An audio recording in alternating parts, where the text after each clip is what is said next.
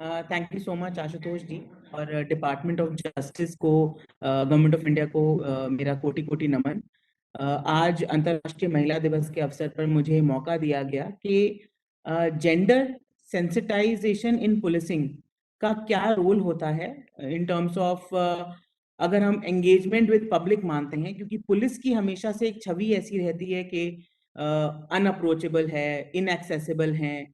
Police के पास जाएंगे कोई क्राइम रिपोर्ट करने के लिए तो वो हमारी बात नहीं सुनेंगे, हमारी मदद नहीं करेंगे। उस तरीके के एक स्टीरियोटिपिकल और प्रेजुडिस वाली इमेज को तोड़कर खुद एक दो तरीके से काम करना पड़ता है, क्योंकि एक इमेज है जो स्टीरियोटिपिकल इमेज है जो पब्लिक के मन में है, और एक इमेज है जो पुलिस में आने के बाद हमारे मन में हो जाती है। जो एक इन्वेस्टिगेटिंग ऑफिसर जो जनरली एक न्यूट्रल एजेंसी होना चाहिए, जब हम बात करते हैं महिलाओं के संबंध में, क्राइम अगेंस्ट वुमेन के संबंध में, तो वहां पे कैसे पुलिस ऑफिसर्स डील करते हैं अपने महिला परिवादियों से, अपने बच्चों वाले परिवादियों से, उनसे हम कैसे डील करते हैं, हमेशा एक बहुत ही इंपॉर्टेंट क्वेश्चन रहता है। क्योंकि पुलिस वाले भी उसी समाज का हिस्सा हैं जिस समाज में हम पेट्रियार्कल नोशंस या इनइक्वालिटीज या सोसाइटल प्रेजुडिसेस की बात करते हैं। तो हम पुलिस में जो व्यक्ति चयन होके आ रहा है, चाहे वो कांस्टेबल की रैंक पे आ रहा है, चाहे सब इंस्पेक्टर की रैंक पे आ रहा है, चाहे आईपीएस की रैंक पे आ रहा है, तो वो इन सभी प्रेजुडिसेस से ग्रसित होता है जैसे एक नॉर्मल व्यक्ति होता है। क्योंकि आप किस सोसाइटी का हिस्सा हैं, ये बहुत इंपॉर्टेंट डील करता है कि आप कैसा सोचते हैं, आपकी अपब्रिंगिंग कैसी है। तो वो चीज हमारे लिए भी कोई अलग नहीं है। तो रेगुलरली अपने स्टाफ को भी मोटिवेटेड रखने के साथ साथ जेंडर सेंसिटाइज रखने की जो हमारी ट्रेनिंग्स हैं वो भी लगातार चलती हैं।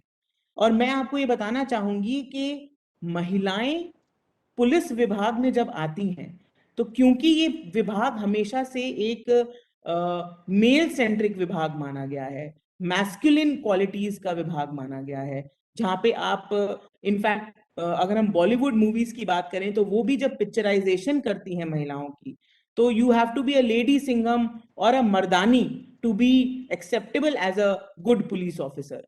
तो वो जो चीज है, वो प्रेजुडिस जो है, वो कहीं ना कहीं पब्लिक, आम पब्लिक में और हमारे पुलिस ऑफिसर्स में भी कहीं ना कहीं होता है।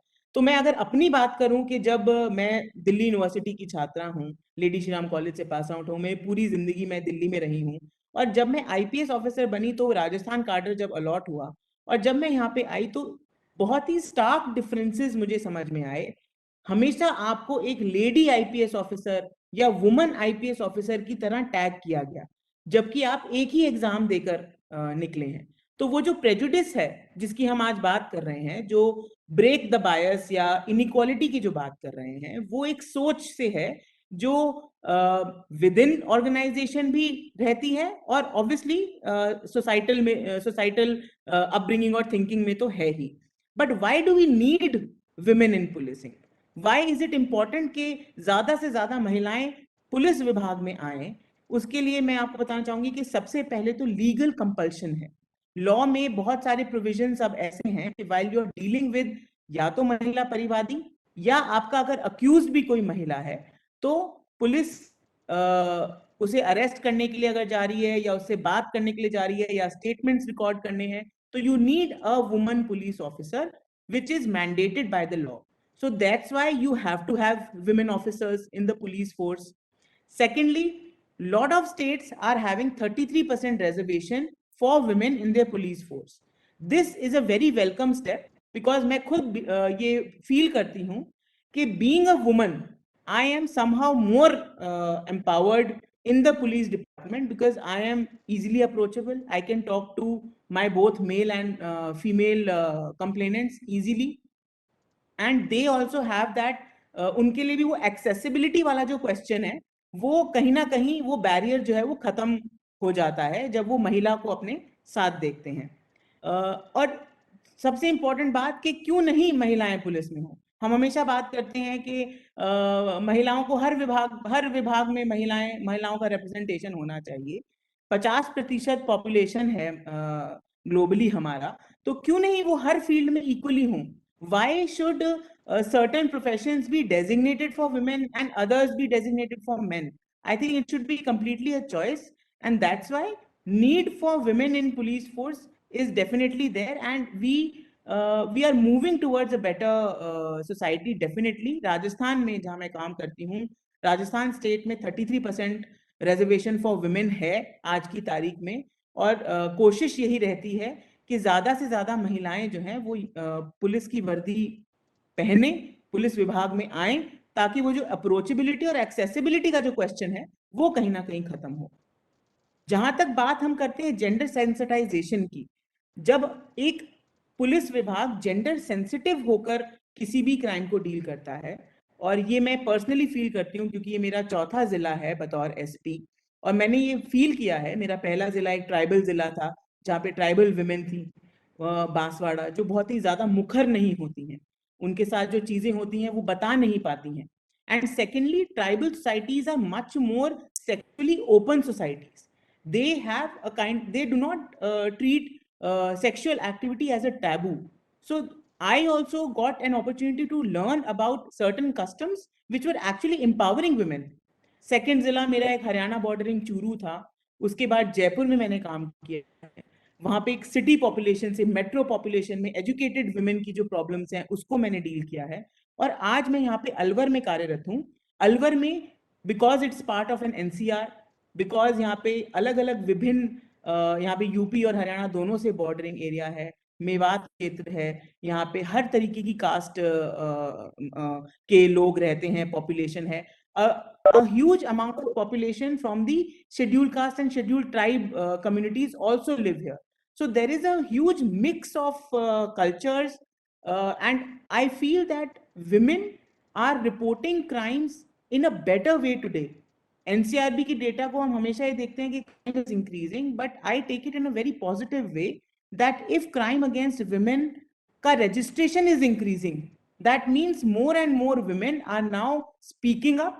ज्यादा से ज्यादा महिलाएं पुलिस के पास आ पा रही हैं, और वो अपने मुद्दों को, अपने साथ हुए कोई भी घटना को, चाहे वो डोमेस्टिक वायलेंस हो, चाहे वो सेक्सुअल वायलेंस हो, उसको बता पा रही हैं, उसको रिपोर्ट कर रही हैं। तो अगर केसेस इंक्रीज होते हैं तो मैं इसको एक पॉजिटिव स्टेप मानती हूँ, that women who were erstwhile behind the curtains of their families, behind the curtains of their homes, and they were not able to reach the legal recourse that they have, the protection that they have in the law, are now freely coming towards approaching and accessing their rights. So that kind of a gender sensitization in police and in the public is giving a very important and very positive step. दूसरा मैं ये बताना चाहती हूँ कि जब हम greater engagement करते हैं सोसाइटी के साथ, मैं आपको बताना चाहूंगी कि राजस्थान पुलिस ने अभी रिसेंटली पिछले साल सुरक्षा सखी एक कॉन्सेप्ट स्टार्ट किया है, जिसमें हर गांव में हम महिला वॉलंटियर्स को हमने चिन्हित किया है, जो पुलिस के साथ रहकर काम कर रही हैं. They are acting as a bridge between the woman in the village और सिटी और वार्ड एंड द पुलिस. वो महिलाएं जो अपनी डे टू डे की चीजें पुलिस तक नहीं बता पा रही हैं, या उनके साथ घर में कुछ गलत हो रहा है, तो वो अपनी ही गांव की महिला के साथ शेयर करने में बेहतर समझती है उसको, वो उसके बीच में वो एक्सेसिबिलिटी की प्रॉब्लम नहीं है. और ये सुरक्षा सखियां हमारे साथ मिलकर काम कर रही हैं, and they are doing wonderfully well. Alwar has been the pioneer district in this, where we have created 500 Mahila police volunteers by the name of Suraksha Sakhi, who are working in every village, every ward of the city, and they are becoming pioneer in helping those women deal with any kind of violence that is taking place in their homes. Because as we study the statistics, about 95% of sexual violence cases are happening where the accused is known to the victim. That means that only law or statute or legal protection or the policing or the investigation is not going to help the woman. खाली इन सब चीजों से अगर crime रुक रहा होता तो मेरे ख्याल से हमारा जो लॉ ऑफ द लैंड है वो इतना स्ट्रिक्ट और इतना बढ़िया है कि ये सारे ऑफेंसेस नहीं होते.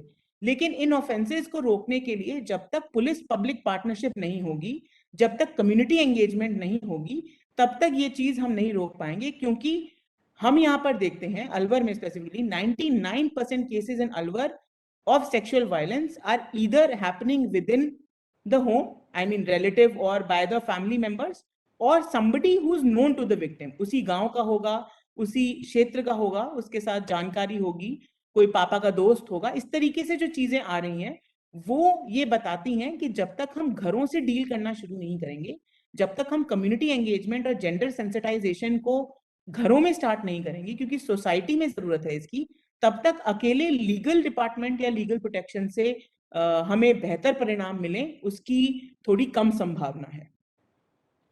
इसके अलावा मैं मानती हूँ कि अक्सर हम पुलिस को जेंडर इनसेंसिटिव समझते हैं, लेकिन मैं जहां पर भी हमने एक्सपीरियंस किया कि जो एक कॉलोनियल माइंडसेट का जो प्रेजुडिस था वो एक अलग था। मैं अक्सर जहां पर भी कॉलेज या स्कूल्स में जाती हूँ तो मैं अक्सर पूछती हूँ कि आप में से कितनों को लगता है कि पुलिस अनअप्रोचेबल है?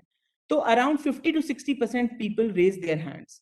But when I ask those 50-60% people कि आप में से किसने कभी पुलिस के साथ एक जेन्युइन पर्सनल एक्सपीरियंस किया है, तो उसमें से मुश्किल से 15 या 20 लोग उठाते हैं हाथ, और उसमें से बैड एक्सपीरियंस वाले 20% ही होंगे।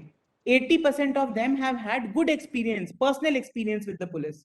यानी मैं कहीं कॉलेज से बाहर निकली और मेरे साथ किसी ने कोई कमेंट बाजी करी या मुझे किसी ने अवरोध उत्पन्न किया, तुरंत पीसीआर वैन को कांटेक्ट किया, तो पीसीआर से डील किया, उस व्यक्ति के खिलाफ कंप्लेंट दी तो कंप्लेंट ली, नहीं दी तो फिर उसको समझाया और उसको वहां से रवाना किया।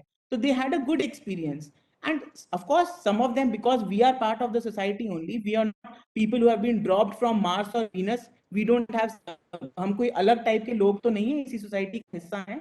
तो डेफिनेटली बुरी चीजें या कंप्लेंट्स पुलिस के बारे में भी हैं, लेकिन हमारा जो प्रेजुडिस पुलिस को लेकर है वो कहीं ना कहीं मुझे लगता है whenever you want to judge police, I think you should judge on your own experience। आपका पुलिस के साथ कैसा एक्सपीरियंस था, कहे अनुसार या मीडिया चीजें आती हैं उसके अनुसार अगर हम बनाएंगे तो डीमोटिवेटिंग होता है पुलिस के लिए भी, क्योंकि मैं अपने टेबल से लगातार बात करती हूँ, मैं समझना चाहती हूँ कि वो क्या फील करते हैं।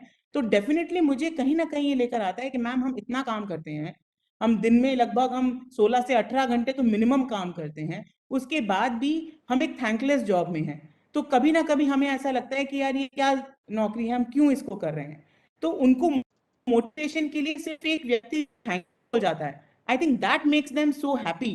So gender sensitization is a very important part, but I also feel that breaking the prejudice, be it by the community or of police, community के बारे में पुलिस का prejudice और पुलिस के बारे में community का prejudice, ये दोनों चीजों को हमें ब्रेक करना होगा। और ये रेगुलर जेंडर सेंसिटाइजेशन की हमारी ट्रेनिंग्स हैं, रेगुलर हमारा जो कम्युनिटी के साथ संवाद है, सुरक्षा संवाद की एक पूरी श्रृंखला हम लोग अलवर में शुरू की है, जिसमें we organise various campaigns where we reach out to people, we speak to them, we also learn in turn. हम भी अपने आप को सुधारने की कोशिश करते हैं, हम भी ये कोशिश करते हैं कि हमारी क्या प्रॉब्लम्स हैं। और एक जेंडर सेंसिटिव पुलिसिंग जब हम करते हैं, चाहे वो किसी भी केस में हो, छोटे बच्चों के साथ सेक्सुअल वायलेंस के केसेस में हम उनके साथ डील करते हैं। एक बहुत इंपॉर्टेंट केस था जहां पे एक deaf and mute girl had given birth to a 7-month-old fetus, dead fetus in Banswara. She was coming from a tribal community and she was not educated by sign language. She could not communicate. She could not tell कि उसने क्या, कि किसने उसके साथ कैसे किया। To break that ice with that girl, to get her to speak to the police people so that we could actually catch the culprit. It was a huge task, and I think that every case is being dealt very sensitively. Every case is being dealt with utmost caution so that we are able to give the legal relief that is expected by us.